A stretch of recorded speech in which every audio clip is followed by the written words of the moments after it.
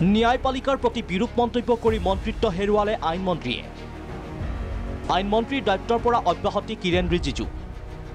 দেশৰ ন্যায়িক ব্যৱস্থাক বিভিন্ন সময়ত বিৰূপ সমালোচনা কৰি ৰাষ্ট্ৰীয় ৰাজনীতিত অপৰিপক্কতাৰ পৰিচয় দিয়া অৰুণাচল প্ৰদেশৰ পৰা কেন্দ্ৰীয় কেবিনেটত স্থান লাভ কৰা মন্ত্ৰী কিৰেণ ৰিজিজুৰ দপ্তৰ সলনি।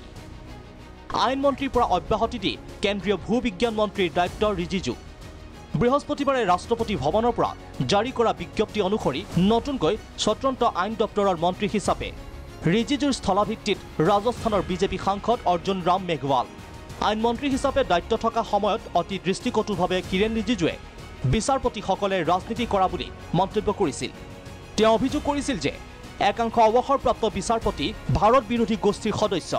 তদুপৰি ন্যায়াধীশৰ নিযুক্তিৰ ক্ষেত্ৰত কলেজিয়াম ব্যৱস্থাৰ স্বচ্ছতাৰ বিৰুদ্ধে অভিযোগ উত্থাপন কৰিছিল ৰিজিজুৱে। এনে প্ৰেক্ষাপটতে সৰ্বোচ্চ ন্যায়ালয়ৰ ভৰ্ৎসনাৰ সন্মুখীন হৈছিল। শেহতীয়াভাৱে সৰ্বোচ্চ ন্যায়ালয়ে কেইবাটাও গোচৰৰ ক্ষেত্ৰত প্ৰদান কৰা ৰায়ে খোল ঠেকত পেলাই কেন্দ্ৰীয় চৰকাৰক। বিশেষকৈ ন্যায়ালয়ে শেহতীয়াভাৱে দিল্লী চৰকাৰ বনাম দিল্লীৰ লেফটেনেণ্ট গভৰ্ণৰ গোচৰৰ ৰায়, গুজৰাটৰ একাংশ ন্যায়াধীশৰ বিধি বহিৰ্ভূত পদোন্নতিত উচ্চ ন্যায়ালয়ৰ বাধা, এই বিষয়সমূহে খোল ঠেকত পেলাইছিল কেন্দ্ৰীয় চৰকাৰক। ৰিজিজুক আইনমন্ত্ৰীৰ বাবৰ পৰা আঁতৰাই ন্যায়পালিকাক সন্তুষ্ট কৰিব বিচাৰিছে নেকি প্ৰধানমন্ত্ৰী মোদীয়ে?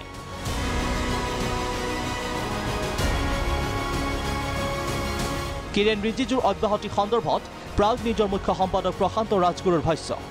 ফেচবুক, টুইটাৰ, সভা সমিতিত ন্যায়পালিকাৰ বিৰুদ্ধে সৰব হৈছিল ৰিজিজু। কেন্দ্ৰীয় মন্ত্ৰীজনক গছত তুলি দি গুৰি কাটি দিয়া হৈছে।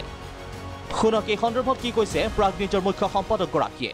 মোদী চৰকাৰৰ আইনমন্ত্ৰী কিৰেণ ৰিজিজুৱে নিৰৱচ্ছিন্নভাৱে ন্যায়ালয়ৰ সমালোচনাত লাগি গ'ল। তেওঁৰ টুইট অথবা ফেচবুক পোষ্ট আপুনি য'তেই চাই ত'তেই তেওঁ কিবা নহয় কিবা ধৰণে ন্যায়ালয়ক সমালোচনা কৰিছে। তেওঁ চৰকাৰী বা বেচৰকাৰী সভাত ন্যায়ালয়ক সমালোচনা কৰিছে। তেওঁৰ কথাটো হ'ল ইমান পৰ্যায়লৈকে গৈছিল যে তেওঁ এসময়ত মন্তব্য কৰিছিল যে আমি পলিটিচিয়ানবিলাকে কিমান পলিটিক্স কৰোঁ, ন্যায়াধীশবিলাকে তাতকৈ বেছি পলিটিক্স কৰে। তেওঁ এই কথাটোত তেওঁক কোনেও বাধা দিয়া নাছিল। ইমান দিনে তেওঁ চলাই আহিছে ন্যায়ালয়ৰ সমালোচনা, কিন্তু মোদী চৰকাৰে তেওঁক কেতিয়াও বাধা দিয়া নাছিল। মোদীৰ কাৰ্যালয়ৰ কেইগৰাকীমান বিষয়াই যিসকল ৰাজনৈতিকভাৱে পোষ্ট দিয়া হৈছে, তেওঁলোকে টুইট অথবা ফেচবুকত নিয়মিতভাৱে ন্যায়ালয়ক সমালোচনা কৰে আৰু বিশেষকৈ বৰ্তমানৰ মুখ্য ন্যায়াধীশ জাষ্টিছ চন্দ্ৰচূড়ক তেওঁলোকে লক্ষ্য কৰি লৈছিল।